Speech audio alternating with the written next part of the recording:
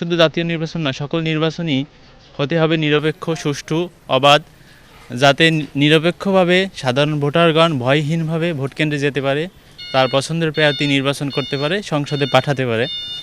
তাছাড়া এখানে ইসিকে গুরুত্বপূর্ণ ভূমিকা পালন করতে হবে। ইসি হতে হবে, ইসিকে তার স্বাধীনতা অনুযায়ী কাজ করতে দিতে হবে এবং এখানের প্রশাসনের ভূমিকা মুখ্য হতে হবে বলে আমরা মনে করি। প্রশাসন হতে হবে নিরপেক্ষ, যারই ফলশ্রুতিতে সাধারণ জনতা ভয়হীন, ডরহীনভাবে ভোট কেন্দ্রে এসে তাদের পছন্দের প্রার্থী নির্বাচন করে আগামী সংসদে পাঠাতে পারে।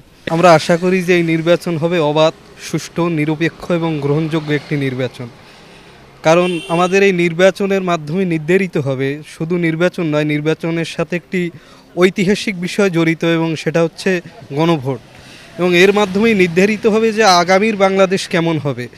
সাধারণত আমরা নির্বাচনে যে ভোটে যে নির্বাচন দেয় এর মাধ্যমে নির্ধারণ করি যে আমাদের শাসক কারা হবে, এবং এই যে আসন্ন নির্বাচন এবং ঐতিহাসিক গণভোট এর মাধ্যমে নির্ধারণ করা হবে যে আমাদের শাসকরা আমাদের কীভাবে শাসন করবে।